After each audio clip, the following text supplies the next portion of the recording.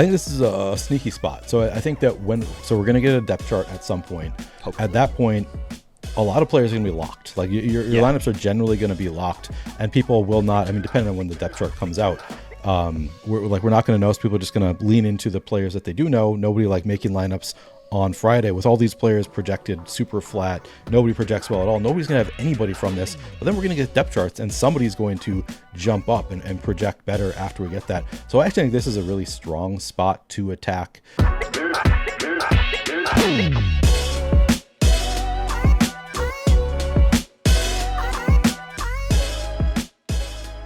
Hey guys, and welcome to the Week 1 edition of the 2026 Fantasy Points UFL Breakdown. I'm here with Millionaire Maker winner and one of the winningest spring football DFS players of all time, Neil Orfield. Neil, it's been a while. How you doing?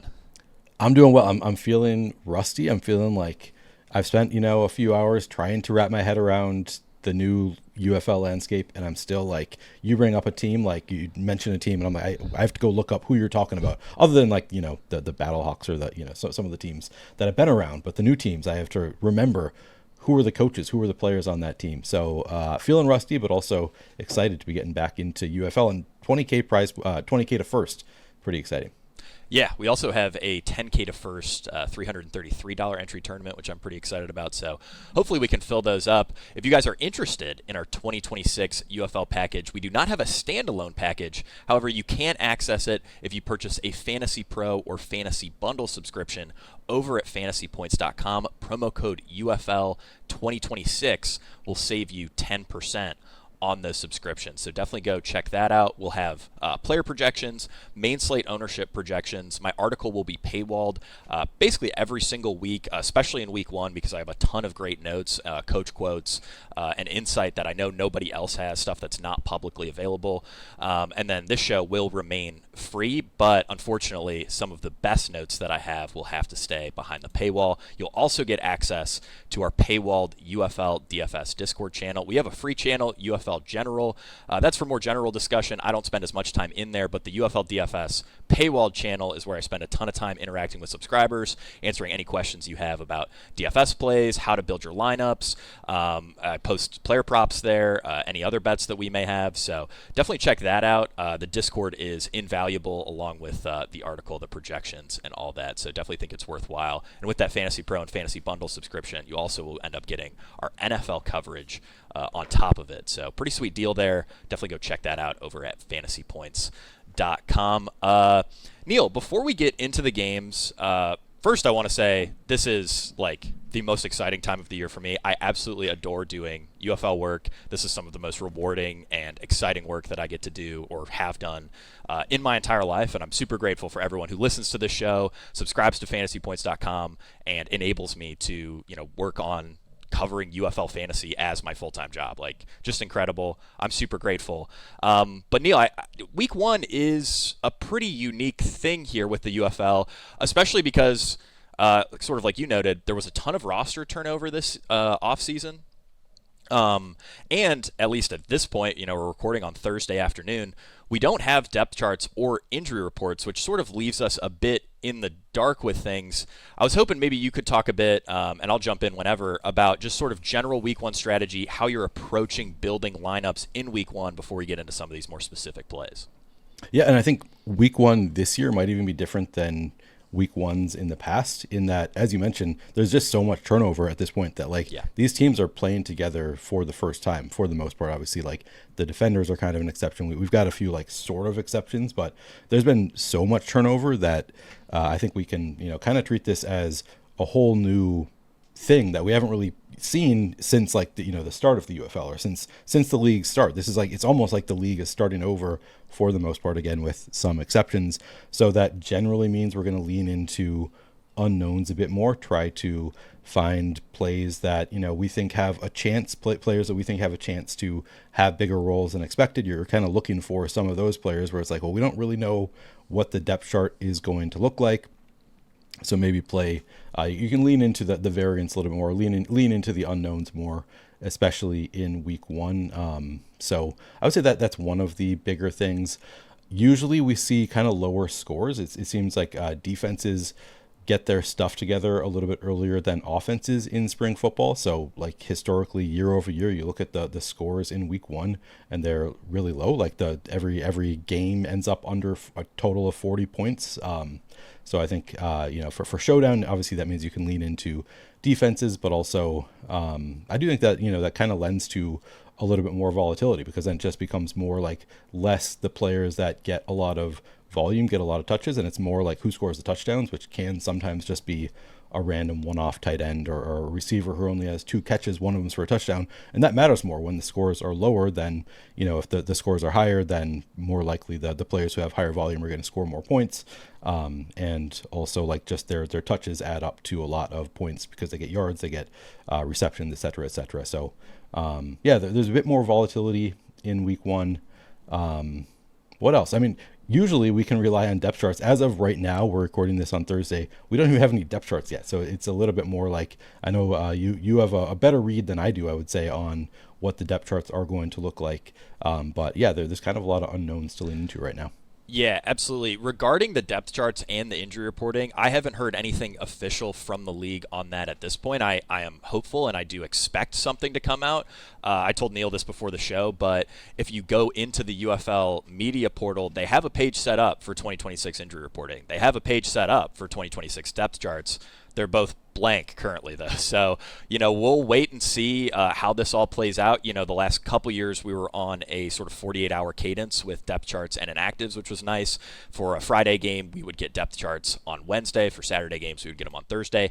That doesn't appear to be the case this year, which will probably make projections at lock, those being, projections being accurate at lock, even more important, since we won't have some info about some of these teams. But yeah, I have a pretty good sense of depth charts at this point. Obviously, injury reporting, though, will be key. So, if you guys want any updates on that, definitely check out the Discord, check out my article. I'll be sure to add whatever I find on depth charts or injury reporting there. Only other note that I wanted to mention for week one, just sort of generally speaking, Neil, is, you talked a lot about the uncertainty here. And I think when it comes to building lineups, it makes it a lot harder to lean into like a heavy team stack, a heavy game stack, because we don't necessarily know how some of these rotations will play out. Like you said, DC's sort of an exception. I can have a lot of confidence in double stacking a guy like Jordan Teamu with Ty Scott, Cornell Powell. I have a good amount of confidence those guys are going to be out there. But for a team like Birmingham, this is a deep wide receiver rotation. We'll get into that a little bit more shortly. And that does make it tough for a heavy stack. Normally on smaller slates, on these UFL slates, I tend to stack pretty aggressively, but in week one, I do take my foot off the gas a bit when it comes to stacking because of all that uncertainty. My other note is that pricing is extremely loose. So do not be afraid to leave, 1,000, even 2,000 on the board when you're building your lineups, because like I said, pricing is very, very loose. I have Seth Green currently projected as the top overall flex eligible value on the slate. He's only 3,300, and he's just not showing up in many lineups when I run my own lineups, when I try to simulate ownership. Not getting much Seth Green because, again, pricing is so loose that you just don't need the savings that a $3,300 guy provides. Neil, anything to add there before we get into week one? No, I think that's a good note, that it does make it a little bit tougher to get into mega stacks when we just don't really know the rotations. We're kind of trying to get lucky on the getting the rotation right. On top of everything else. So it is tough to make a 3 wide receivers guessing exactly the 3 wide receivers who are going to get the most volume. I think that's a good note. Yeah. All right. Well, kicking things off on Friday evening, this game kicks off at 8 p.m. It's the Birmingham Stallions at the Louisville Kings. Birmingham is favored by 4.5 points. Total here is 42.5. Neil, one of the more interesting notes about this game, it's a sellout in Louisville. They're playing in a soccer stadium. I believe it only holds 15,000. They've sold everything out. They only have a limited number of standing room only tickets for this game. So this actually could be a pretty decent home field advantage for Louisville. Is there anything that stands out to you regarding this game line? Like I said, Birmingham favored by 4.5. Total is 42.5. That feels about right to me. I think I'd side with Birmingham, take the points with them if I had any lean on that game. Yeah, I mean, I would take the under. As I told you before, like I didn't really take any a look at the gambling side of things, the betting side of things. I'm mostly just a DFS player because I can't bet here in Minnesota. But yeah, like you just look at the scores historically. Week 1 in the UFL, it's low scoring, and in particular, when we have so much turnover, I think it's going to generally favor the defenses more than the offenses. These games go quickly, the clock keeps running, so I would take the under on the points. Is kind of the biggest thing I see. Yeah, they did change a couple rules that I think will benefit the offenses slightly. It's only 1 foot in bounds this year as opposed to 2 feet in bounds. Pass interference will also be a spot foul instead of 15 yards. So, that'll help offense a little bit. But something that I mention every year on this Week 1 show is, because, the league is, the rule changes are all sort of correlated. You could combine, like, do a parlay where it's all unders or all overs, and I think get a decent edge there. I would prefer all unders, especially given that these totals, and I'm going off of memory here, but last year I remember pretty much all the Week 1 totals being 36, 37, 38. This year we're more in the low 40s, so I think all unders is certainly an interesting angle because, like Neil said, all this roster turnover tends to benefit defenses. Jake, I want to hear your thoughts on how do you think so there's this new rule that if you're on your opponent's side of the field and it's not within the 2-minute warning, you can't punt. I also think that could benefit offenses, just like you're at the the 47-yard line or whatever on your opponent's side of the field and it's 4th and 12. You can't punt the ball, so then it should lead to better field position, I would think, for the other team when they get the ball back, assuming you don't make the first down. Maybe that helps the scoring a little bit as well. Yeah, I certainly think it could. Another interesting angle, and I'll be really curious to see how teams play this from a game theory perspective. 60-plus yard field goals are worth 4 points this year. So you might see teams on like a 3rd and long on their own 40 run backwards 3 yards to try to get the extra point, not convert. That's just something I've thought about. I'm not sure if it's going to play out that way. We'll see. I'll be curious to see how the sharper coaches end up playing something like that. Only other rule change that's even remotely relevant for fantasy is they did bring back 1-point field goal attempts. I believe those are from the 33-yard line. Yep. And then a 2-point attempt has been moved up. That's from the 2. A 3-point attempt also moved up. That's from the 8. So I still think you'll see a lot of 2- and 3-point conversions, generally speaking. But you may see some extra point kicks, whereas in previous years that the 1-point conversion was an actual play, involving the offense and the defense. Alrighty, Neil, getting into the Birmingham side of this game, Matt Corral has been announced the starter, and Corral is a capable spring football quarterback. He's a guy that I feel, fairly confident can put up big fantasy scores. I mean, his biggest issue, which isn't necessarily a big issue for fantasy, is that, he just has a couple throws every game where you're like, what are you doing? What did you see there? That's ridiculous. I have him projected for a pretty high, I think, league-leading interception rate at this point. The toughest part, though, with Corral, Neil, is that these wide receivers in Birmingham are, insane depth. Like, this is the best wide receiver room we have ever seen in spring football. Dawood Davis, Deion Kane, Justin Ross, John Ross, Jaden Mickens, Laviska Shenault. One of those guys might even be inactive, but that's a ton of NFL experience. And, spring football fans know Deion Kane and Dawood Davis have been 2 of the best spring football wide receivers that we've seen over the last couple of seasons. The other problem, Neil, regarding these wide receivers, and, our projections reflect this, they're fairly flat across the board. A.J. McCarron said, we're going to rotate all these guys. We're going to keep all of these guys fresh. And, again, I want to roster Corral, and I am, but I have a hard time, suggesting how to build Corral lineups other than mixing and matching. I think Dawood Davis and Deion Kane sort of have the inside track to the most routes, but I still don't have anyone on this team projected for more than like a 55%, 60% route share. What do you think of sort of this passing attack? How do you think is sort of the optimal way to play this in tournaments?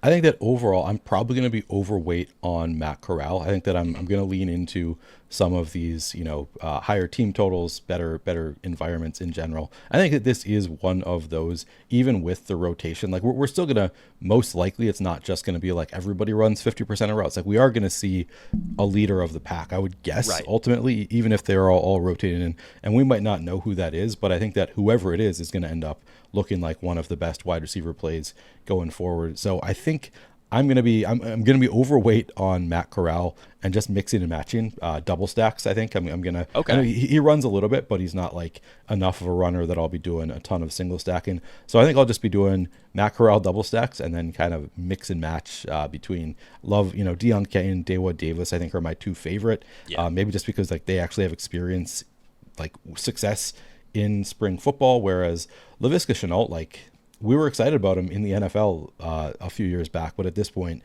a lot of the NFL receivers that like I historically have gotten excited about, an NFL receiver going to the UFL, I assume they're going to be successful in the UFL, and it doesn't always pan out kind of the way you expect the players who have success in the UFL. So I think I'm going to lean more into the players that we've already seen have success in the UFL, but I'll be mixing and matching kind of all of these top receivers. And of course the depth chart will also factor in how I end up playing this. Like as of right now, I think it'll be Deion Kane, Dawood Davis, but if Laviska Shenault ends up being listed as the wide receiver 1, then I'll probably give him a little bit of a bump at that point.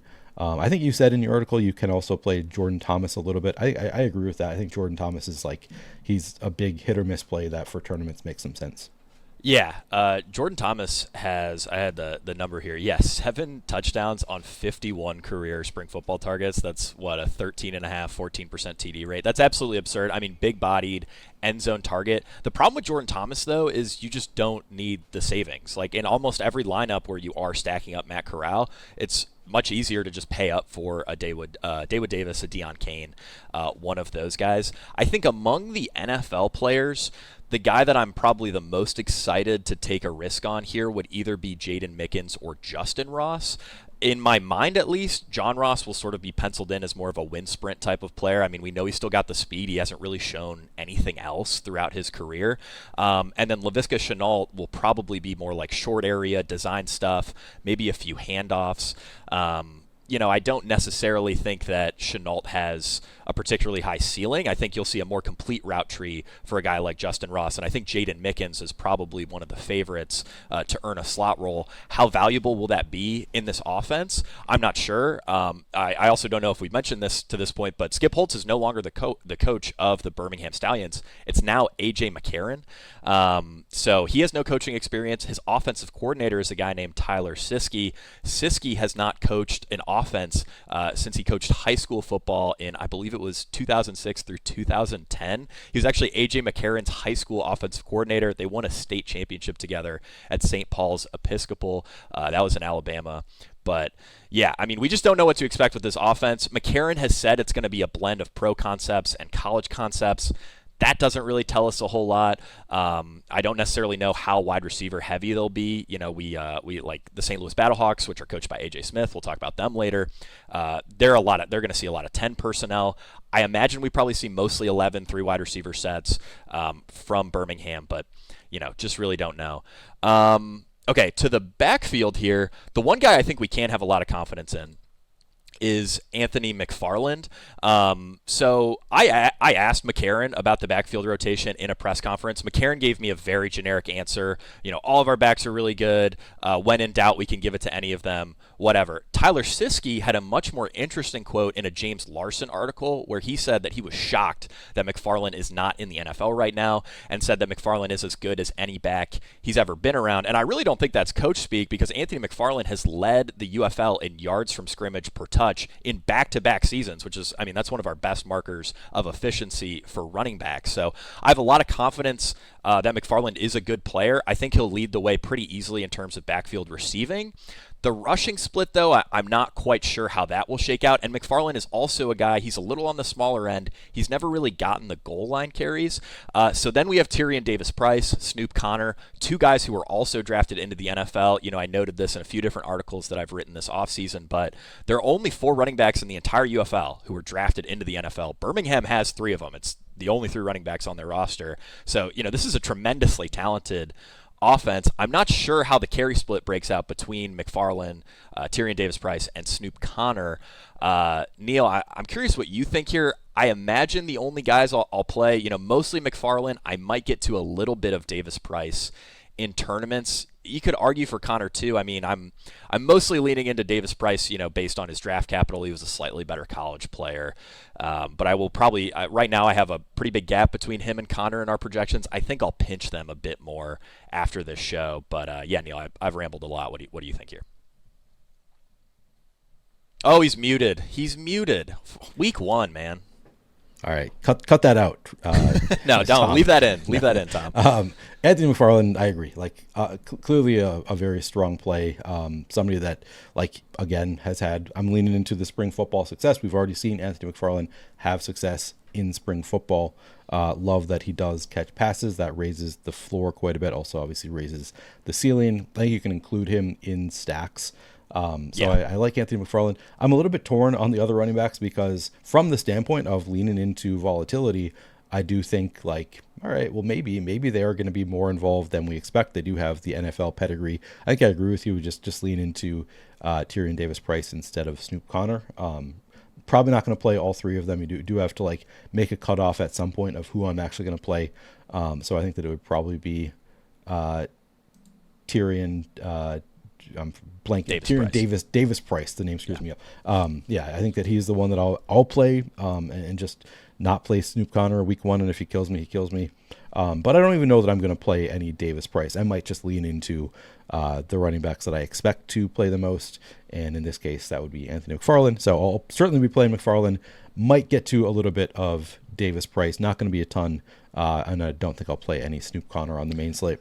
All right. Sounds like we are pretty similar there. Moving over to the Louisville side, we haven't gotten an official announcement, but Jason Bean is expected to be the starter. I wrote in the Week 1 preview that, all the reports earlier, late February, early March, were that, Jason Bean locked in QB1 for Louisville. And then I believe it was on March 18th, we got a report from James Larson that according to head coach Chris Redman, who is the new coach of the Louisville franchise, he was a quarterback at the University of Louisville back in the day, early 2000s, I believe.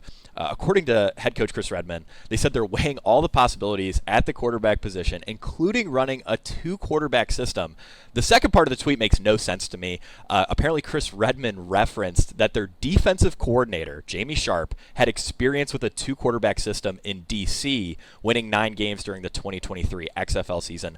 I'm not sure why a defensive coordinator's experience with a 2-quarterback system would be relevant at all to how you want to run your offense today, but that does make me think that Bean has been, maybe a little iffy in camp.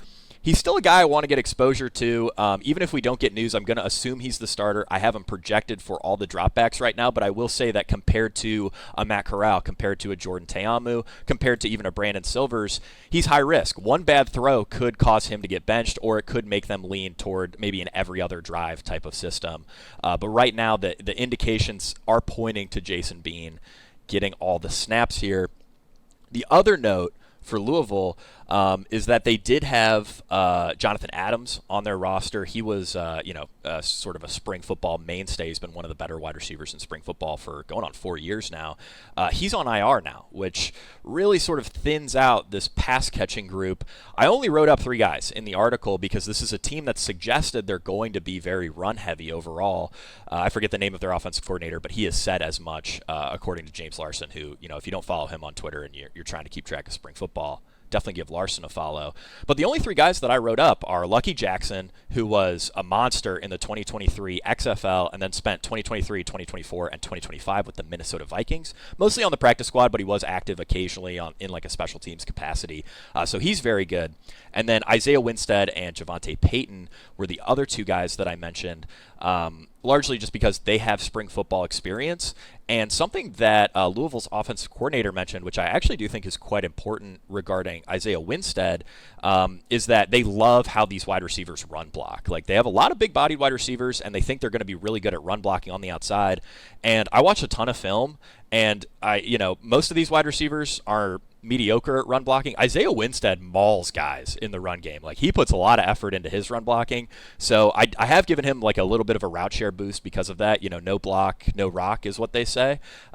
So Winstead is a guy that I'm a little excited about, honestly, if I am playing Jason Bean. I would say in large field tournaments, if you're playing Bean, almost every lineup is going to have Lucky Jackson. You can get very, very different by just switching that over to an Isaiah Winstead or a Javonte Payton. I'm going to change ownership projections probably a lot over the next 24 hours, but right now, Javonte Payton and Isaiah Winstead are projecting for almost no ownership. So, Neil, what do you think about everything that I said? How do you sort of want to play this Louisville situation? Yeah, I think I'm a little bit torn. My first instinct was just not play any Jason Bean, just like new quarterback. The team total is 19 or so points, but he runs. He runs, and he's not getting a ton of ownership. And we see it happen all the time where a player comes in and we don't really know anything about him, so nobody wants to play a player that you haven't really seen much of before. Right. And then it turns out Adrian Martinez, oh my God, he's amazing. I think the same thing could happen here. So I'm not going to be playing a ton of Jason Bean, but maybe throwing him into 3% in a 150 set and just kind of hope for that 100-yard rushing kind of game. I do think that this is one where I'm probably not going to be double stacking him at all. I like your call of pivoting some to JP Payton or Isaiah Winstead just based on the price tags. Also, I kind of don't want to play a ton of any of these receivers. I think Lucky Jackson probably a bit over-owned here, just given that he is 6,600. I'm expecting them to run the ball more. So I don't love the passing game overall. But ultimately I think I'll be underweight on Lucky Jackson and overweight on JP Payton and Isaiah Winstead, just based on they're coming in with, virtually no ownership. And I'll, take a few shots on Bean, but it'll mostly just be single stacked with Bean. But I really love Benny Snell. I think Benny Snell is a really strong play, not getting a ton of ownership. I think he's a fair price tag. And like you said, they should be running the ball quite a bit. Having the dual threat quarterback sometimes helps with the running game, also with the running back. So I think Benny Snell is a very strong GPP play. Let's see, we've got him. I guess we've got him projected for 22% ownership. So not like he's going totally overlooked or anything. But I think that's a totally fair number for a $6,000 Benny Snell getting the majority of the work. Yeah, absolutely. So, just adding to some of Neil's thoughts on this backfield, I do expect Benny Snell to lead the way. Initially, I was projecting a pretty gross split because this team also had James Robinson on the roster. Those of you who are familiar with the NFL, James Robinson was one of, I believe, 4 players ever to be undrafted and run for 1,000 yards in his rookie season. Was a solid NFL running back, tore his Achilles, and then his efficiency sort of fell off and he wasn't able to hang on to a roster. Unfortunately, was cut by Louisville. However, that did make things, I think, pretty clear regarding this backfield because the other 2 running backs, Ian Wheeler, Jaden Sheridan, are more scat back receiving types. Benny Snell is like the big-bodied workhorse type of running back that a team like Louisville would probably want to get to 15 or 20 carries. So when it comes to like a rushing like market share projection, Benny Snell is up there for the league lead, at least in my current projections right now. I do think is quite a strong play. Playing him with the Louisville defense, I think, is also an interesting angle because Corral's pretty good, but that is a guy who can throw some gnarly picks, man. So I really don't mind that angle. Yeah, and then just to put a bow on that, I mean, Jason Bean, we only have him projected right now for about 6% ownership. I would really be surprised if he ended up getting into double digits because, like Neil said, all that uncertainty. And, I think Neil also had a good note on sort of the Adrian Martinez comparison there. Adrian Martinez going into week 1 of, what would that have been, the 2024 UFL season, was locked into a quarterback battle with Matt Corral. And so it was easy to assume, neither of these guys are probably going to be very good for fantasy. And then as soon as Martinez takes the field, he's ripping off these huge touchdown runs. He looked amazing. I mean, he averaged 27, 28 fantasy points per game. It was one of the greatest professional football fantasy seasons we've ever seen. So, don't totally discount Jason Bean just because the training camp reporting, especially in the second half of training camp, hasn't exactly been glowing about him. That doesn't necessarily mean he's going to be a bad fantasy asset. All right, can move it on to the first of 2 Saturday games. It's the DC Defenders at the St. Louis Battlehawks. DC favored by 4.5. Total here is 44.5. Neil, anything that you like about that line before we talk this game? That feels about right to me. Yeah, I still probably want to take the under, but I guess I don't feel that strongly about it just because we do have, the Defenders are one of the teams that's has the most continuity. And the Battlehawks actually have a fair amount of continuity also. So, no, I think it's probably about a fair line.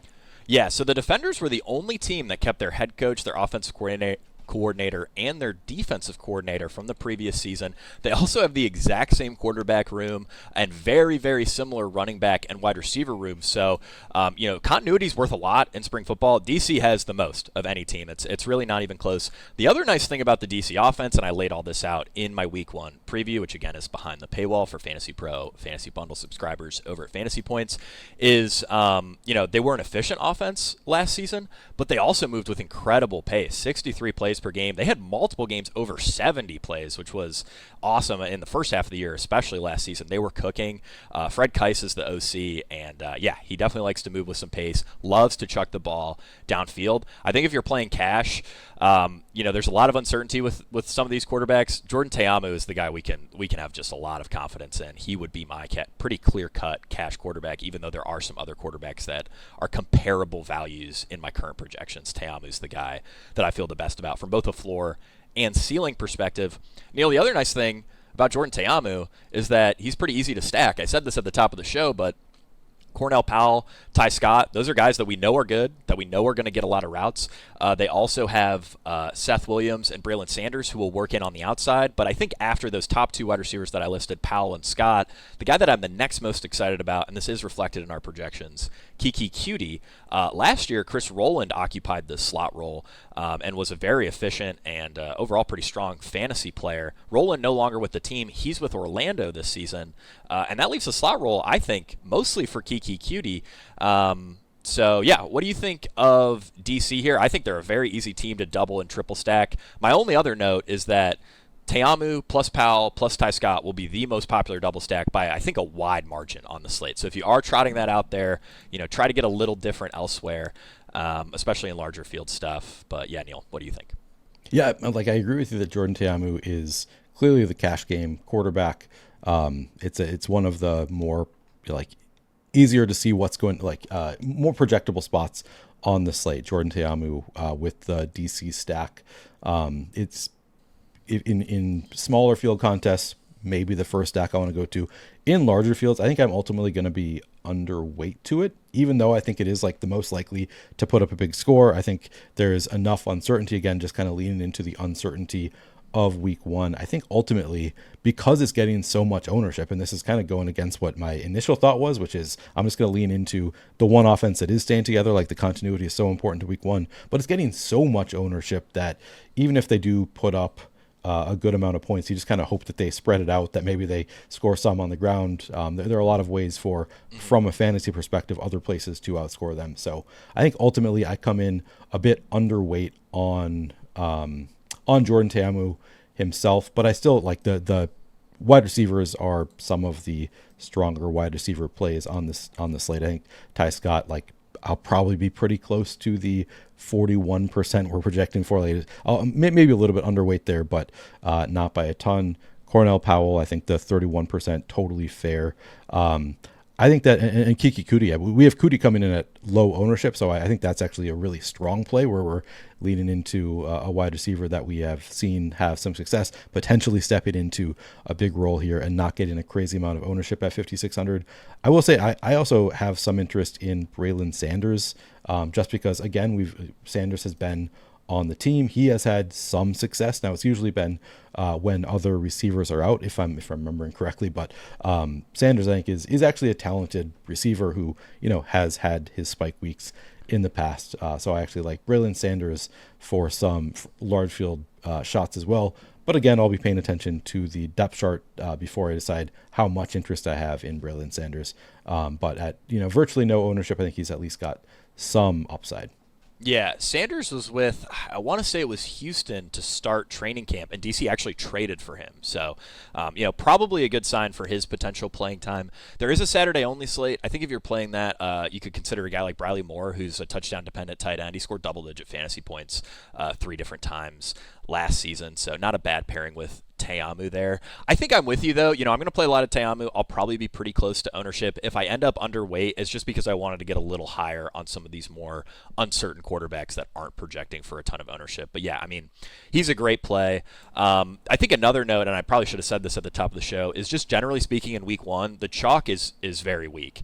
You will see guys that push for 40 or 50% ownership who might only run half the routes or might only earn half their backfield carries, and it's because maybe we thought we could be confident in them, and that just didn't end up being the case. So moving down in ownership in week one is a very safe thing to do overall compared to, especially NFL DFS. NFL ownership, it tends to be pretty sharp even in week one. But UFL, certainly not the case. People will just want to concentrate their lineups around the guys who project well, and it's not always the strongest idea. The backfield here in DC, Deion Jackson, Abram Smith, we know what to expect. The problem is it's not a very valuable backfield. Last couple seasons, this has been one of the least valuable backfields in the UFL. DC just loves to throw the ball. The other problem is that it's probably going to be pretty close to a 50-50 split. Abram Smith was a true bell cow in the 2023 XFL. He then tore his, I believe it was ACL before the 2024 UFL season. He came back in 2025, and then they kind of started off with Abram Smith as more of a bell cow. He was earning 65-70% of the snaps to start last season, and he was just too inefficient, closer to 3 yards per carry, and they opted to sort of shift the committee a little bit more in favor of Deion Jackson. I'm roughly anticipating a 50-50 committee. I wouldn't be shocked if Abram Smith was a bit more efficient this year compared to last year. Then again, that's not saying much. Deion Jackson really blew this guy out of the water in terms of efficiency. I think I have all those numbers in the UFL Bell Cow report, which is free to read, by the way. I can just can Google that, find that on fantasypoints.com.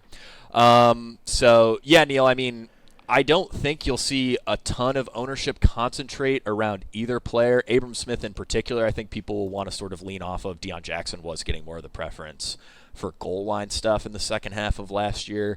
I've got a 25% ownership projection on Deion Jackson right now. I don't feel great about that, but I do think that's more of just a factor of like, look, this offense is really good. People stacking up Te'amu might want to try to bite off a little bit more of the DC points here, add in Deion Jackson. Certainly not one of my favorite running back plays relative to ownership, but if you're submitting a lot of lineups, I wouldn't want to ignore this backfield. What do you think? How are you going to play this? Yeah, I think it's a little bit over-owned for Deion Jackson. It's tough because, again, we're leaning into I kind of want to lean into this offense because it is the one offense that is staying together, and I do think that's so valuable. It's tough because it's getting so much ownership, so it's kind of like I've got competing interests in this, where it's like I'm kind of with the field that this is the strongest spot, even with the team not running a ton historically. Like, they should be able to score a lot of points, keep the ball rolling, and if they get up to a big lead, maybe they'll run more in the second half. But because he's getting so much ownership, I think I'll probably be under the field ultimately on Deion Jackson. I'm torn about whether I will play any Abram Smith. I do think we've had some time for him to recover from his injury. Like, he got off to a slow start last year, but maybe with some more time gets back closer to what he had been in the past, and he's a little bit cheaper. Probably just a Saturday only slate for me, but I do think that he's like a fine Saturday only play. Yeah, I think especially for Saturday only, he's pretty solid. Only one game of double-digit DraftKings points last season, but again, a little bit improved efficiency that'll probably help his potentially help his workload. Might help him get a few more goal line carries there. So, I definitely like Abram Smith for Saturday only. Not sure I'll get to him on main slate, and even Deion Jackson, a bit of a tough sell at 25% projected ownership, but I'm sure I will have. I'll probably play like 10 to 15% in my lineups. I imagine I'll be maxing just about every contest out. So, okay, moving over to the St. Louis side here. Ricky Proehl is now the head coach of the St. Louis Battlehawks. He was a part of the Greatest Show on Turf, so he has a bit of a local connection. Old XFL fans will remember he was, I think, the wide receiver coach of the St. Louis Battlehawks, and his son, whose name I am forgetting, was one of the wide receivers on that team, so a little bit of a nepo hire then. But the offensive coordinator on the St. Louis Battlehawks is our boy. It's AJ Smith. We interviewed AJ, Neil, before the UFL championship last year, which was a really cool moment for both of us. AJ is an awesome guy, a friend of fantasypoints.com. The starting quarterback for the St. Louis Battlehawks will be Brandon Silvers. That has been officially announced, so we don't have to worry about that too much. Apparently, it was a tight battle between Silvers and Harrison Frost, so a couple interceptions from Silvers could lead to a benching. I think it's more likely that we would just see Frost start a different game later down the line. AJ Smith has generally veered away from 2 quarterback systems, the one exception being the end of the season in 2023 with Houston, but that was because Silvers was hurt, and they also had Cole McDonald, who was really just like a running back playing quarterback. So generally AJ prefers a single quarterback here. AJ also loves to throw the ball. He loves 10 personnel, 4 wide receiver sets. And that's, I think, pretty good for us here because I feel like I have a decent sense of who these top 4 wide receivers are going to be, or at least how these wide receiver rotations are going to play out. Hakeem Butler and Ja'Cour Pearson are obviously going to be out there as pretty much every down players. Those are spring football mainstays. We know what those guys are capable of. Hakeem Butler is like a massive, big play, sort of game-busting threat. He's going to draw a ton of ownership, though. And right now, I actually have Ja'Cour Pearson projected for a pretty decent amount of ownership. He's more of a shifty slot type. Between the two, I feel much more comfortable rostering Butler because Butler has that game-breaking 30, even 40 DraftKings point upside. Pearson's more like shorter design carries, maybe or design targets, maybe a few handoffs. And, that doesn't necessarily lend itself to huge upside. If he doesn't do anything crazy after the catch, which he's certainly capable of, I don't know that I necessarily love Pearson at 25, 30%. I'd consider him pretty overowned, especially relative to his price there. And then we'll probably see Frank Darby, Gary Jennings Jr., and Justin Smith rotate on the outside, and then Blake Jackson occupy the other slot role, which is basically a full-time position in this offense because they run so many 4 wide receiver sets. I have a great quote on some of these sort of ancillary St. Louis wide receivers in my week 1 article. Again, that's paywalled for Fantasy Pro, Fantasy Bundle subscribers over at fantasypoints.com. That'll certainly be helpful, especially for those playing the Saturday-only slate. I think that's particularly relevant. But I do anticipate Darby and Jackson to get the majority of those reps, and then Jennings and Justin Smith have historically been more win sprint guys. So, Neil, I feel pretty comfortable double stacking Brandon Silvers, but I'm curious what you think here. Yeah, I agree that certainly feel comfortable double stacking Brandon Silvers. This is, again, St. Louis should be one of the better defenses in the UFL this year. I mean, they have, everybody loves to reference, Greg Williams' son is the defensive coordinator. For DC. For DC, sorry. Yeah, so it should be kind of a tough spot here. St. Louis, ultimately, like they're getting so much ownership among the wide receivers that I think I'll be probably pretty significantly underweight on Ja'Cour Pearson, especially, but even Hakeem Butler, I think I will end up underweight, where he's getting projected for north of 40% ownership. To me, when you're facing a defense that is this good, Brandon Silver's like quarterback, not exactly like an elite, like you said, kind of competing for the job. Ultimately, I think that I'm going to be underweight on these wide receivers outside of being in stacks, and I do think like some double, like I think Silvers is getting a fair amount of ownership. I think I'm going to be close to the field on Silvers, ultimately going to be underweight on the top 2 receivers here, and then I'll probably be overweight on some of those tertiary receivers. And again, read Jake's article to get a better idea of the tertiary receivers, but I do think I'll end up overweight there, underweight on the 2 lead guys, just because they're getting so much ownership. So I'll lean into the volatility a little bit here.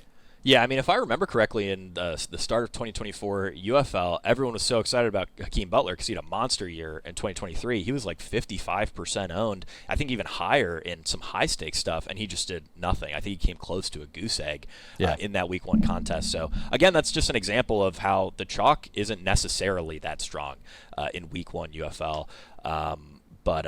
yeah, definitely check out the article for more info on that wide receiver room. When it comes to the backfield, Neil, I speculated in the UFL Bell Cow report, which again is free to read, that Jarvion Howard and Kevon Latulas would sort of lead the way there. I'm optimistic that on the depth chart, assuming it is released, they will be the only 2 running backs active because, unfortunately, A.J. Smith has always leaned into a committee and oftentimes a 3-man committee, which is very, very gross for fantasy. So I do not anticipate a bell cow emerging here without injury, but I'm sort of like fingers crossed that those guys will be the top 2 running backs. And I actually do have another very good quote on that in the article. But my projections sort of reflect this. I think I'm going to play a little bit of both guys with a slight preference toward Howard because I do believe he's the favorite for goal line carries. But I think they're both pretty solid plays. Anything to add there? Yeah, I mean, Jarvion Howard is, I believe, your top point per dollar running back on the slate. So, like, yeah, I think he's objectively just a fairly strong play. But again, facing a tough defense, I'll probably end up, if he does come in at 30% owned, I'll be a little bit underweight on Jarvion Howard. When I say that, I probably mean I'll have 20% in a I guess not a 150 set. I don't know that we even have 150. It's a 105 105. I'd be underweight on 30% with Jarvion Howard, but maybe I'd get to 20% or something like that. And then Kevin Latulas, I think makes some sense to be overweight there if he's only going to be 6% owned. Yeah, and I think Latulas will be, again, this is a bit of a guess. I think he's going to be more of the receiving back, so he's probably a slightly better pairing with Brandon Silvers. But, I mean, if you think St. Louis is going to put up a ton of points, either guy could be viably paired with Silvers. The only other note that I wanted to add, Neil mentioned the defense. So it's Greg Williams' son. I believe his name is Blake Williams. And Greg Williams, for those who are NFL fans, famous for just blitzing a ton, like a ton of cover 0 blitzes is what Greg Williams does. And we've seen over and over again, this leads to a lot of turnovers, a lot of interceptions, but also a lot of big plays for the offense. So I think leaning into like Hakeem Butler, the ownership makes it tough, or some of these other guys who I think could play on the outside like Darby, Justin Smith, Gary Jennings. Again, I have a great quote on those 3 guys in my article behind the paywall, is sort of a viable path because I do think this Blake Williams defense sort of lends itself to like a 60-yard touchdown reception on top of, plenty of sacks, turnovers, pressure on the quarterback, all that. Okay. Houston Gamblers at the Dallas Renegades. This is the second game on our Saturday slate.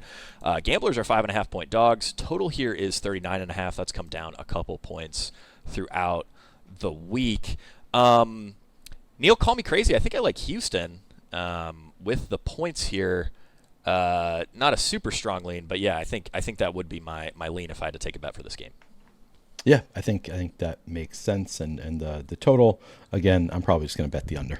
Yeah, I think that's reasonable. This is the lowest total of the slate. And these are 2 teams with a bit of a new look. Curtis Johnson is out of Houston. Thankfully, our national nightmare is over. No more Curtis Johnson.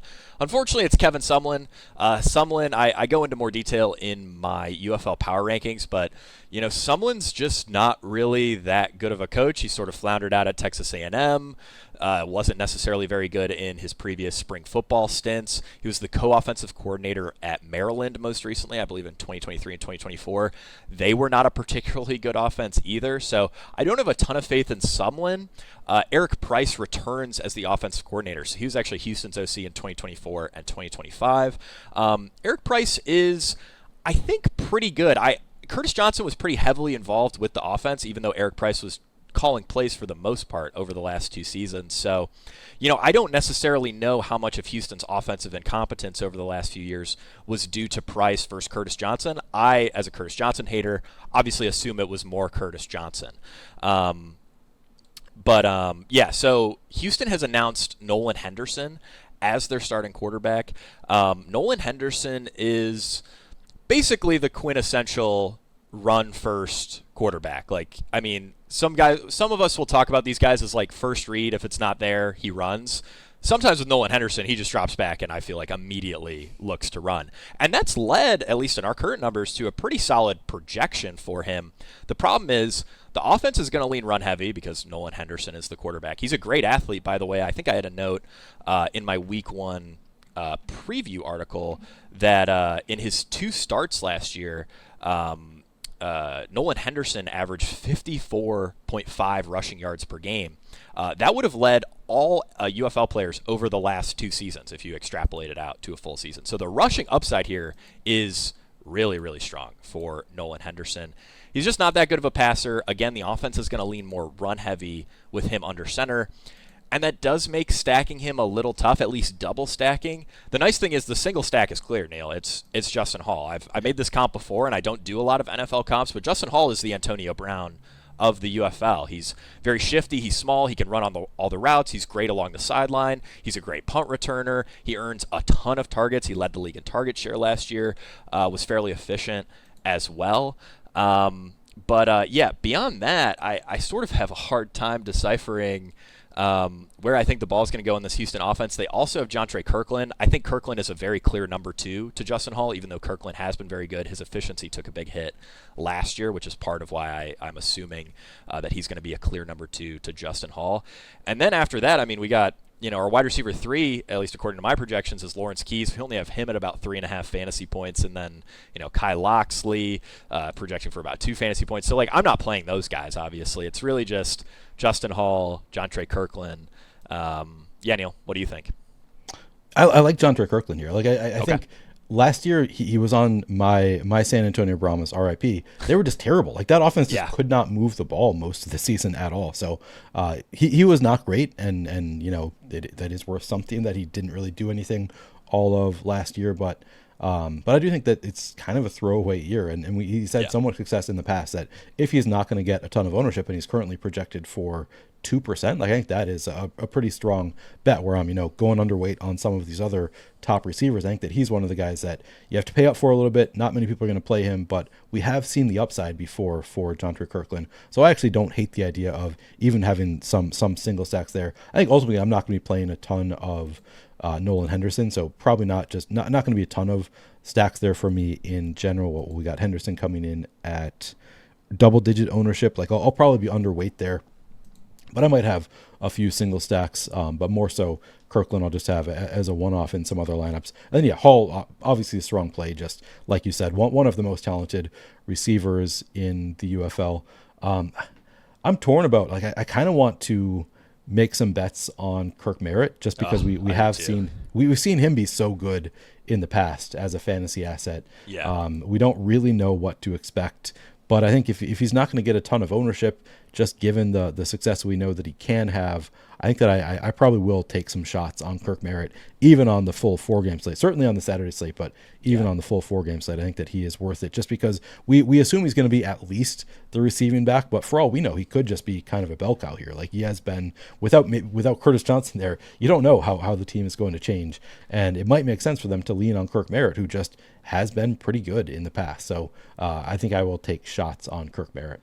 Yeah, I think those are really interesting calls. We have a huge ownership discrepancy projected right now between Justin Hall and Jontre Kirkland.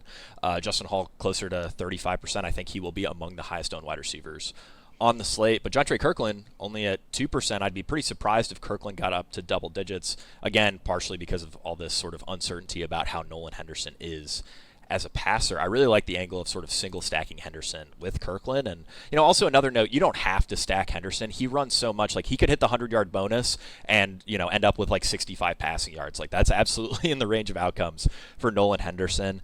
And then, with Kirk Merritt, he's sort of, I think the best comparison for him might be like Anthony McFarland, but just much more injury prone, where, he's had a lot of issues with injuries over the years, but he's been hyper efficient when healthy.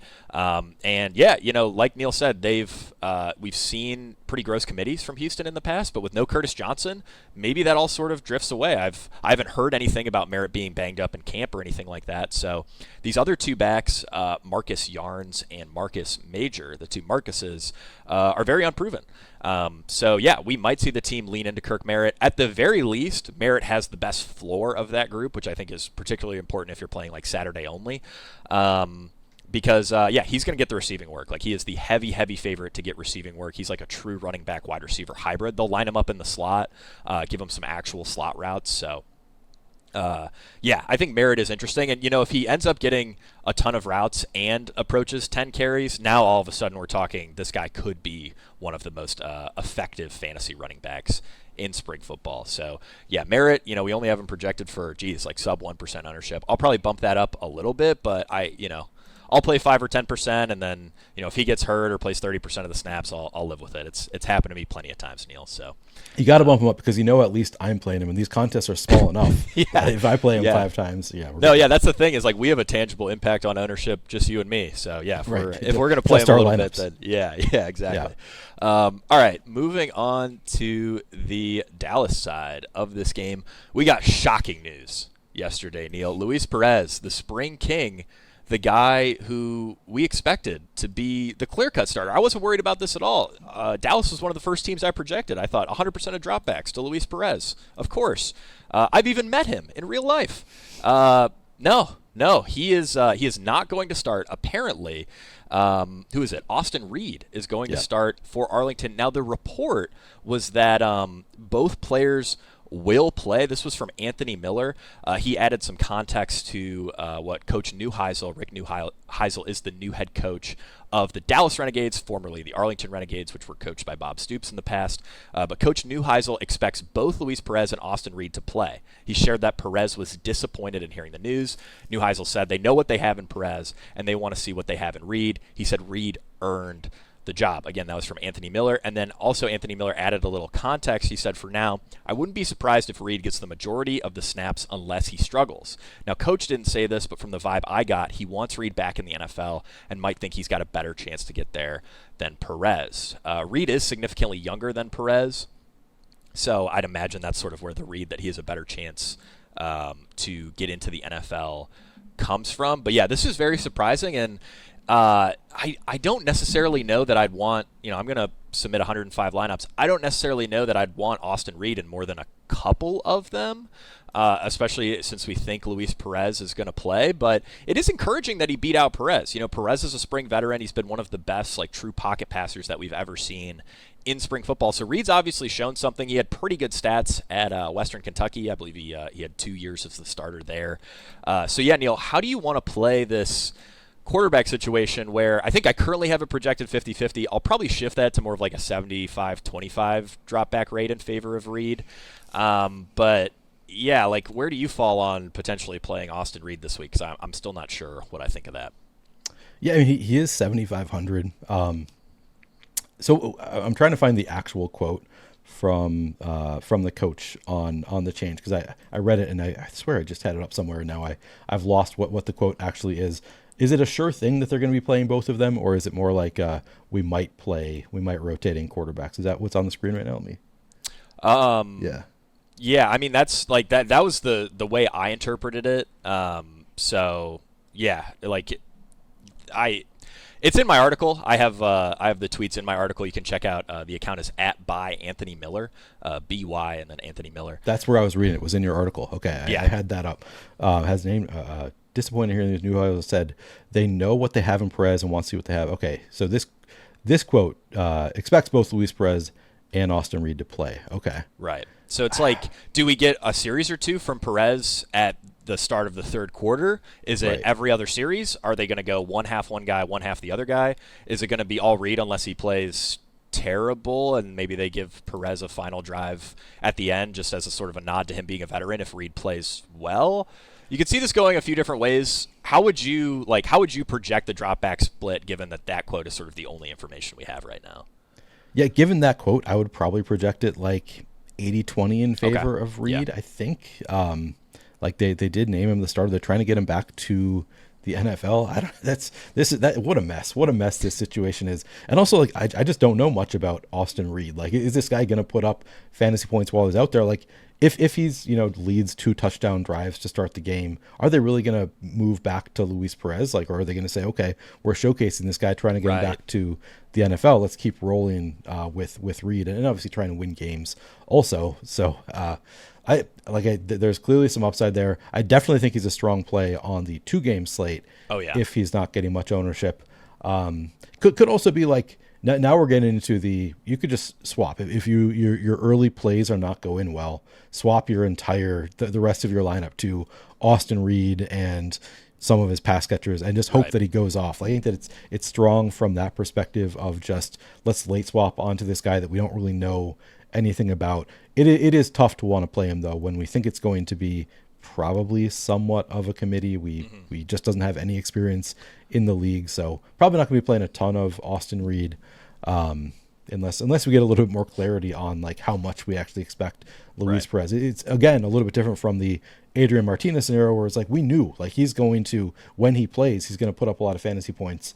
We don't really know that about Austin Reed, so it's a lot of obstacles to getting him to be fantasy relevant. Yeah, so I looked into, I don't watch a lot of college football, so I haven't seen like really any film on Austin Reed, but I did obviously look at his college stats in order to come up with this projection, and he doesn't run. So this is a very comparable projection to Luis Perez in terms of like scramble rate, designed rush rate, stuff like that. I don't necessarily think you're going to get much of a fantasy boost from Austin Reed rushing at all. I do like the angle that you sort of laid out there, Neil, where because Austin Reed is going to start this game, a couple touchdown drives off the rip, and all of a sudden you might be looking at a guy who's going to get every single drop back if he looks really, really good.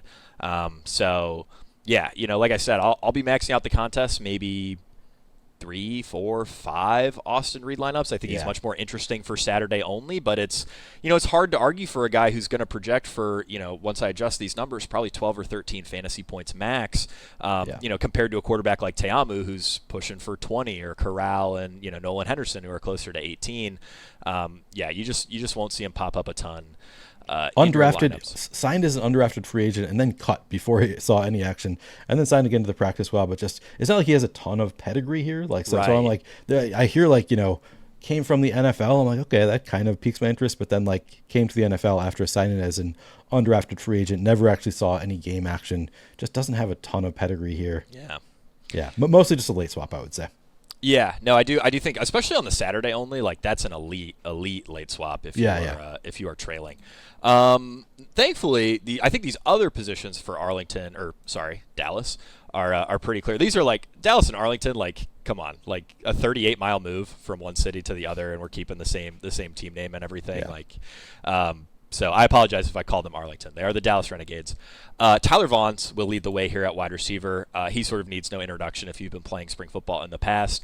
He really blew up in the second half of last year, but he's always been a consistent target earner, very good wide receiver. He sort of gets the full route tree. Also worth noting, they do have a different offensive coordinator this year compared to years past. I'm not necessarily sure how much that will impact the offense. I believe it's Noel Mazzone. He was with Memphis, the Memphis Showboats most recently, I believe in 2024. I have this here. 2025. He was with the Memphis Showboats. So that Showboats offense wasn't very good, but that was also a very weird team where they had Ken Wisenhunt as the head coach, and then he stepped down and then came back and then stepped down again.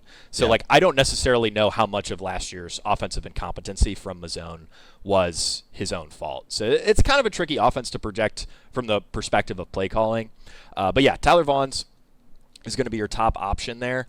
And then Deontay Burnett, and I'm feel fairly confident in saying this, Seth Green, I think, will be the next two pass-catching options. So Seth Green was a guy who played behind Sal Cannella last year in the tight end position, and we don't really have a lot of fantasy-relevant tight ends in spring football. If you're listening to this show, we really haven't mentioned many tight ends throughout, and I didn't mention in my Week 1 article many tight ends at all. But Seth Green played behind Sal Cannella last year. Sal Cannella was one of the best tight ends in spring football for many years. He's now with the Cleveland Browns, and they made a point to still try to get Seth Green some targets, even a carry here and there in Arlington last year, and the offseason reporting on Seth Green has been very, very strong. And just from a very limited sample size eye test, I've always thought Seth Green moves really well for a guy his size and is overall a fairly athletic tight end. So if I had to bet on who the best tight end is going to be in the UFL this year, I'd probably bet on Seth Green. But I think I said this at the top of the show talking about loose pricing. Seth Green is $3,200. You just don't need the salary savings. some of these lineups that get to Seth Green might be leaving 2, 3, 4,000 on the board, and a lot of people don't feel comfortable with that. So that actually makes me like Seth Green as a play maybe a little bit more than our ownership implies, because it's just such an awkward build.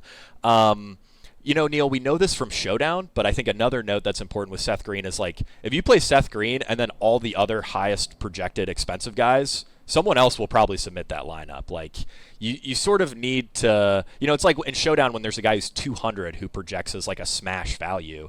When you play him, you're sort of locking yourself into all these other very expensive players. So I would just keep that in mind, like maybe getting slightly unique elsewhere if you're playing Seth Green. But he's only projecting for, 8-9% ownership for us right now. I don't really see him getting much higher because, again, just the pricing dynamics. So, yeah, Neil, what do you think of these pass catchers? I'm probably mostly looking at these guys as one-offs, obviously, but if I am playing Austin Reed, I certainly don't mind a double stack. Yeah, I think I agree with that. Tyler Vaughn's looks over-owned to me. I think what I'm realizing as we're talking about this is I'm probably going to be doing a lot of 3 running back lineups, because I look at all of these top end wide receivers and I'm like, these are obviously talented players. We've seen them have a lot of success, but they're all in such like evolving situations where like we're dealing with a new quarterback, we're dealing with new coaching staffs, like so much is changing, and it's just like, all right, we're just going to lock on to the players that had success in an old system last year. And things are changing. They're still getting over 40% owned. So I think that it's another spot where I'm probably going to be underweight on Tyler Vaughn's, who, like, he had a lot of success last year. We've also seen him go through stretches where he didn't put up a ton of fantasy points. So with the changes, I think I'll probably be underweight on Tyler Vaughn's. I think Deontay Burnett, like, is kind of coming at from the other side. We've seen Burnett have a lot of success at times in the past, and for all we know, he could be more successful in this new system. So I'll probably end up overweight on Deontay Burnett. Love the Seth Green call as well. Love the idea of leaving some salary on the table there. I think probably going to be a little bit heavier than the field on Burnett and Green. Probably going to be underweight on Tyler Vaughn's and just lean into the uncertainty, all the changes going on in the UFL. Yeah, I like that. So we've seen Burnett play both inside and outside lately, though. He's been more of a slot guy. They also have Greg Ward on this roster, and I'll probably adjust these projections a little bit more to reflect this opinion. But I kind of do worry that if Burnett's playing the slot, I think this team is going to run a lot of 11 personnel with Seth Green. If Burnett's playing the slot, that doesn't really leave a lot of routes for Greg Ward. So, if you're playing Saturday only, I think I'd probably look at a guy like Denzel Mims, who, really the only thing I could say that was positive about him in my, my week 1 article, which, again, behind the paywall, but he was a round 2 pick. So, like, there is some talent there. He only earned 7 targets with the St. Louis Battlehawks last year, and then I think he ended up getting hurt. Yeah, I'd probably want to take a shot on another outside wide receiver if I am going to take a shot on someone else in this offense, because, like I said, 11 personnel. We know Tyler Vaughn's is going to be out there mostly on the outside. We know Seth Green is going to be out there at tight end. Deontay Burnett, probably the favorite for slot reps. That leaves some snaps for Denzel Mims or Emmanuel Butler. Those would be the guys I'd want to take shots on if you're getting weird with it on Saturday only stuff. Think that covered everything, though. Let's do this last game here, Neil. This is the only game with the Showdown slate, which means we can get into a little bit more of the nitty-gritty plays, which is always fun. 2K to first on the Showdown slate. It's the Columbus Aviators at the Orlando Storm, 2 of the newer franchises in the league. Aviators are a 1.5 underdog. Total here is 41.5. Neil, I think I like the Columbus side of this game a bit more. I think I would take them and the 1.5 here. Do you have any opinion on the game line? Again, I prefer the under. I don't have any real opinion on which team I prefer here. I don't know. Right. I'm such a big Anthony Becht fan that I kind of want to take Orlando. Right. Yeah. No. Anthony Becht is awesome. We'll get to Orlando here shortly, but first, Columbus Aviators. They're coached by Ted Ginn, which is pretty cool. That's a nice local connection. I know I actually have some friends who live in Columbus. They have suggested to me that people in Columbus are actually pretty dang excited about this team. They're also playing in a soccer stadium, so hopefully we see good attendance for these Columbus Aviators as well. I know a lot of Ohio State fans are excited about this team. Offensive coordinator is Todd Haley. Not necessarily a guy to be super excited about. Also, not necessarily a guy I'd shy away from. Your starting quarterback is going to be Jalen McClendon. I forget if that's been. I think that's been officially announced. But if it hasn't, I feel very confident in saying that. I believe I have that. Yep, it's confirmed. I had that in my article. So Jalen McClendon will be your starter. McClendon, and I know I've said this on shows in the past, but by far the most interesting thing about this guy is that he's 30 years old and he has 570 dropbacks since he graduated high school, which is less than Justin Herbert had last season. So he's very inexperienced. He just really hasn't gotten, he didn't get an opportunity in college. He's kind of struggled to get an opportunity in spring football, but when he has played in spring football, he's been pretty good. He's a decent athlete, but he doesn't really run much. He's also got a rocket arm. Anthony Beck described him as sort of a one-speed thrower, which I think is very accurate. He just jams it in there. But yeah, McClendon's pretty good. McClendon's had some good fantasy games in the past. McClendon is a guy that I overall like. I laid this out in my article, Neil, though. The problem with McClendon, and I'm going to do my best to get these projections in a bit of a better spot, but I don't know what to expect from these Columbus wide receivers. They're all unproven guys for the most part. We have Keke Chisholm. We have Jalen Moore, who we're a little bit familiar with from spring football. I anticipate that Chisholm will be the lead wide receiver. But, again, I could see this wide receiver rotation playing out in really any way. And the other problem is that, if Keke Chisholm is your best wide receiver, given the talent in the UFL right now, that means your wide receiver room is not very good. So that's sort of my main concern with McClendon. I think the best note for Columbus, though, is that they moved the Michigan Panthers to Columbus, and they did get a few of Michigan's better offensive linemen. So I think this will be arguably the best offensive line in the UFL. It should be right there as the best offensive line in the UFL, because Michigan's offensive line last year was fantastic. So McClendon should have time to throw. It's just who do we pair him with? What do you think here, Neil? Projections are very flat right now. I'm hoping I can maybe sort through these a little bit better tonight, tomorrow morning. We'll see. I think this is a sneaky spot. So I think that we're going to get a depth chart at some point. Hopefully. At that point, a lot of players are going to be locked. Your lineups are generally going to be locked, and people will not. Depending on when the depth chart comes out, we're not going to know. So people are just going to lean into the players that they do know. Nobody making lineups on Friday with all these players projected super flat. Nobody projects well at all. Nobody's going to have anybody from this, but then we're going to get depth charts and somebody's going to jump up and project better after we get that. So I actually think this is a really strong spot to attack. Just given that, like you said, we don't know who to lean into at this point, and the depth chart who knows how accurate it's going to be, who knows how much they're going to be dividing things up here. But I think it's a sneaky spot. I think it's a spot where it's this is the final game of the slate. Nobody's going to build with these players in their lineups, and you're just going to have to late swap onto whoever ends up being listed atop as the starters once we actually get that, because McClendon has had some success in the UFL. I think you can play McClendon. I think that the ownership is totally fair there, but I also think none of the wide receivers are projected for any ownership. So I guess people are just going to play McClendon as naked quarterback here. Is that kind of what we're anticipating? I like the idea of stacking him. I like the idea of kind of forcing it. Yeah, I think you'll see either McClendon naked or McClendon with Chisholm, maybe a bit with Jalen Moore, but again, I really don't necessarily know what to expect. I do like that angle where, assuming we do get depth charts at some point here, then eventually we will know sort of who the wide receiver 2, wide receiver 3, wide receiver 4 is, and that should make stacking McClendon a bit easier. So I do like McClendon a lot. He scored over 20 DraftKings points twice last season, and on these week 1 slates, 20 DK from a quarterback might be enough to be the top scorer. So and then you pair him with the correct super low owned wide receiver, and now all of a sudden you're in a good place. All these wide receivers are also very cheap, which I think is part of the ownership projections where again, people aren't going to need to roster guys who are cheaper than 6 or 5,000. Because you just don't need the savings. Pricing's very loose. So I think that's a good note. On the Columbus side, when it comes to this backfield, Toa has the best touchdown equity of any running back in the UFL. I'm not necessarily sure how the split will work between him, John Lovett, and Zaquandre White. My assumption, and I laid all this out in the UFL Bell Cow report, is that Toa, I think the safest assumption probably across the league, he's the favorite for goal line carries here. That is, I think, without a doubt. The dude's 5'9", 220 pounds. His BMI's got to be 35 or something.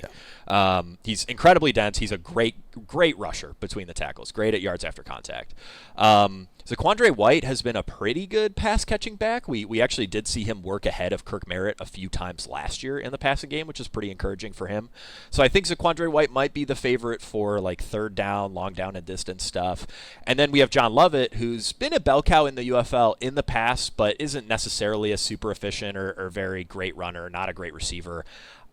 My guess is Toa Taua gets the first crack at early down stuff and like the very obvious goal line stuff. Zaquandre White sort of works in as a bit of a spell back, third down stuff, long down and distance, and then John Lovett comes in and probably does some other spell work, first and second down, mostly early down stuff. Maybe he steals a goal line carry, but I have no idea why you just wouldn't give it. Teams will call timeout to give the ball to Toa Taua at the 1 yard line. We saw that with Michigan last year. So, I feel very, very good about Toa Taua's touchdown equity. The problem is I just don't know how many other touches are going to come along with that. Like, he might end up with 2 touchdowns and 20 total yards from scrimmage, which actually wouldn't be a bad score for a UFL running back. But it is just something to keep in mind that I think the raw upside there isn't great. Maybe he emerges as a bell cow, but I think all 3 of these guys are going to be involved. We've seen Zaquandre White. We've seen John Lovett in the past. They tend not to be guys who just sit on the bench. What do you think on the backfield before we get to the last team here? Yeah, it's a really, really tough one to project just because, like you said, all 3 of them have had success in the UFL. John Lovett, really successful for a period last year. Now, he did ultimately get kind of replaced by McFarland. So it was like McFarland went down and suddenly, if I'm remembering this right, McFarland got hurt and then John Lovett dominated and was awesome for a while. But then as soon as McFarland came back, he kind of went back to the bench. So who knows, this is a different coaching staff, obviously, than the Brahmas had. Maybe they like John Lovett better. But I think Taua has the highest upside. Like you said, he's going to get the goal line carries almost certainly. He has also at times kind of the same thing. We have actually 3 guys who I think all 3 of them started last year as backups and then got opportunities and excelled with their opportunities, particularly Lovett and Toa Taua. We're really good with their opportunities. I think Taua is the most likely. I think he was drafted the earliest of them in the draft, or they spent the most capital on him. I think he's the most likely to see a big workload here. At least going to get the goal line opportunities. So I'd say Toa Taua my favorite. I do think that again for late swapping or like you said for showdown, you can play some John Lovett. I would say Lovett over Zaquandre White, but as far as showdown or depending on how weird you need to get for late swapping, I guess you consider Zaquandre White. But I think at least John Lovett for late swap, if you're playing from behind, need to make up some points. I think John Lovett is a fine player to throw in your lineup. Yeah, so just adding a little more commentary on Lovett, Neil nailed it. In 2024, Anthony McFarland got hurt. John Lovett earned one of the best workloads we've ever seen in spring football. McFarland came back. They sort of went back to a split, and Lovett's just he's just not a very good receiver. He's not excellent in space like McFarland is, especially. In 2025, Lovett started out as the lead back, and then I think San Antonio realized pretty quickly that Jayshawn Corbin is their only competent offensive player, at least on the 2025 Brahmas. And that whole offense was just a disaster. Our boy AJ Smith stepped down because they were so gross at an organizational level. So don't put a lot of faith in those stats. But Lovett did kind of get sent to the shadow realm a bit by Jayshawn Corbin last year. So I do have him projected as the RB3, but I don't disagree, Neil. He might be a pretty good late swap. Maybe they use him a bit more on early downs and just save Toa Taua for goal line touchdown type stuff. But even then, that does really cap the ceiling of a Zaquandre White, of a John Lovett, especially in showdown. I think that's a relevant note where just all the touchdown equity inside the 5 is going to go to Toa Taua here. All right, we will move it on to Orlando. So another interesting quarterback situation here. I'll start off by saying Anthony Becht, now the head coach of the Orlando Storm. They have co-offensive coordinators this year, so it's Mark Colombo, who was the offensive line coach from the St. Louis Battlehawks, and Colin Thompson, who I believe is new to spring football from what I recall. So they're co-offensive coordinators. I'm not necessarily sure who's going to be calling plays, but I know Anthony Becht has been heavily involved in the offense in the past. So, sort of some loose comparison to previous Battlehawks offenses is sort of, I think, what we should expect here. The quarterback situation, like I said earlier, very interesting here. Dorian Thompson-Robinson and Jack Plummer are locked in a quarterback battle. A couple days ago, I sat in on a press conference with Anthony Becht where Coach Becht said, we know who's going to start. We know who that player is. However, I will not be telling you, which I thought was sort of interesting gamesmanship from a guy who's generally pretty forward about how he's going to use his players. That said, Neil, and you can tell me if maybe I'm interpreting this incorrectly, over the last 2 days, we have gotten a couple of pieces of team media from the Orlando Storm Twitter account, which I think hint that Jack Plummer is actually going to be the starter here. Right now I have a 50-50 split projected. I think I'm going to look for more information before I shift it heavier in Plummer's favor, but he's sort of the guy I'd be betting on because he broke down the team huddle on Wednesday. They posted a video of this, and then he was featured. He was the only player featured in a team social media post on Thursday. So, I mean, Neil, you can tell me, but would you let your QB2 break down the team huddle the week of your first game? Would you post your QB2 on a media graphic 4 days before your first game? I lean no. What do you think there?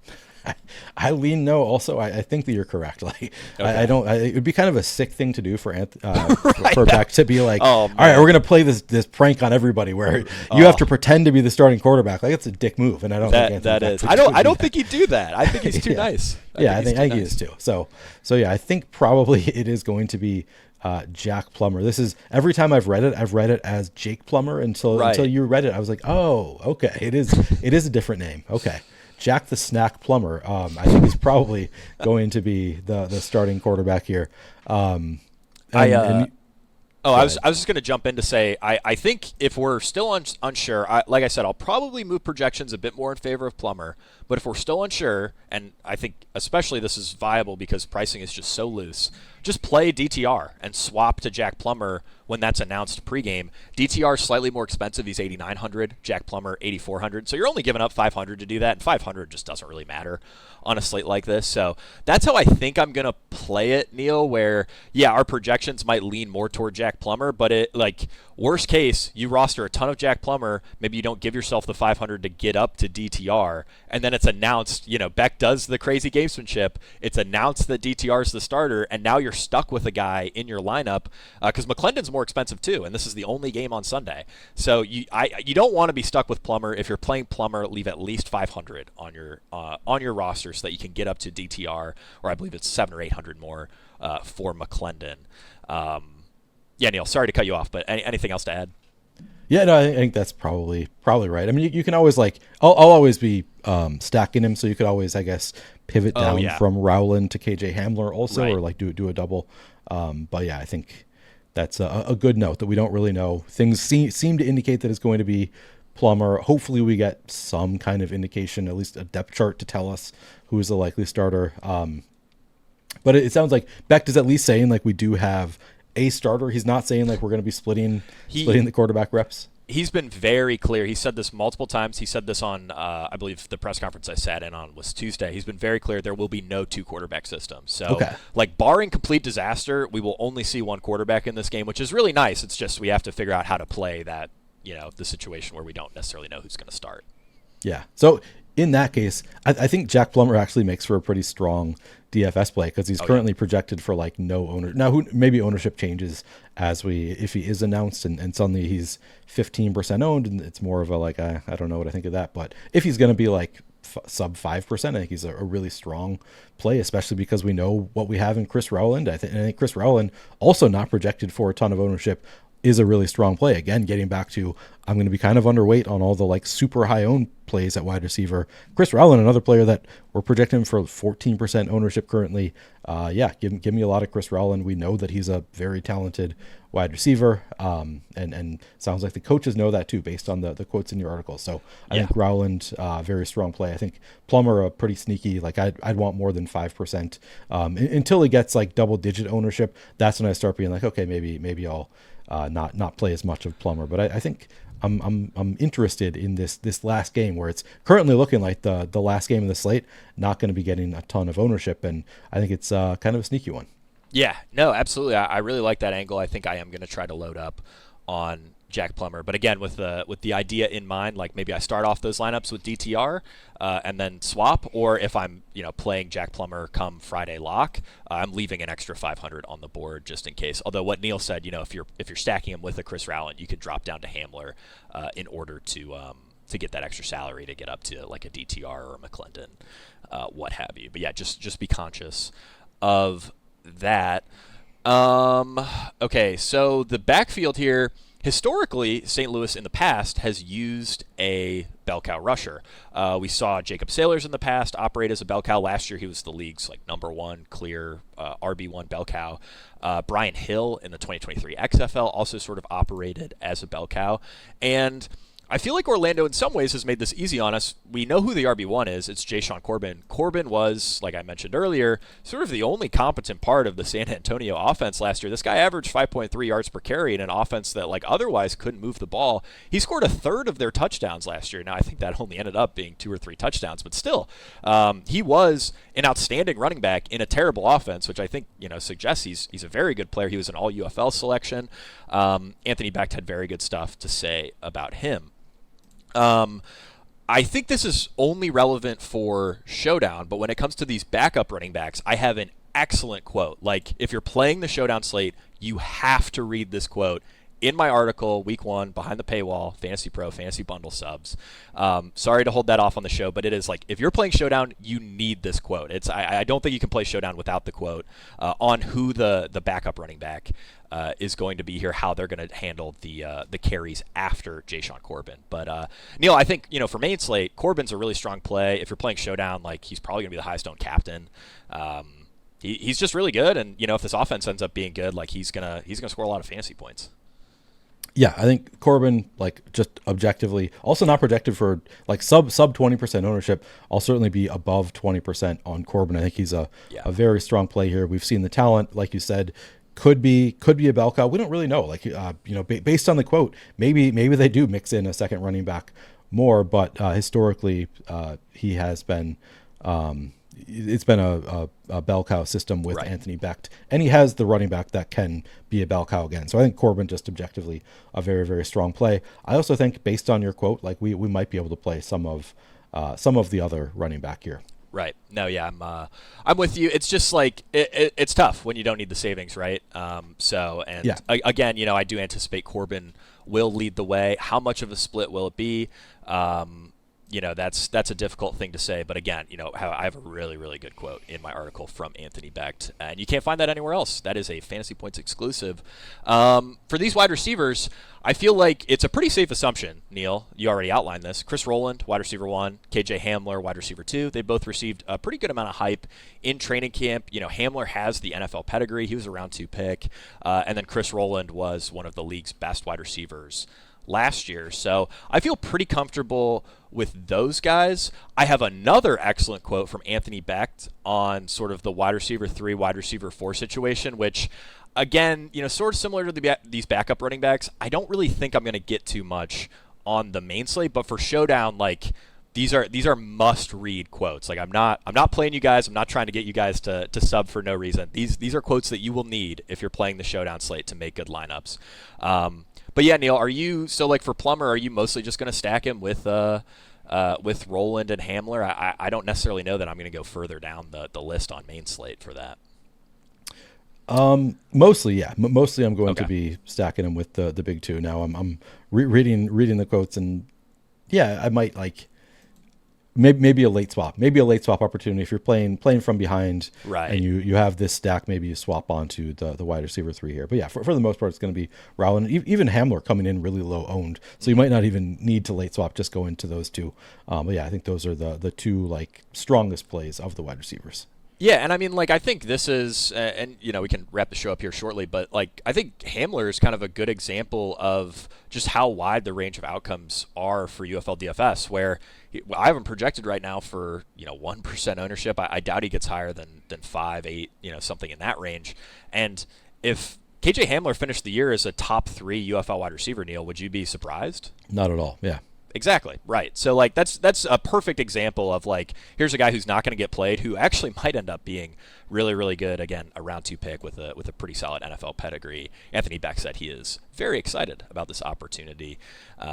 So yeah, and then some other great Beck quotes in the article that you guys need to get to. But yeah, really appreciate everybody for tuning in. Again, this is like the most fun that I have working all year long. I absolutely love this.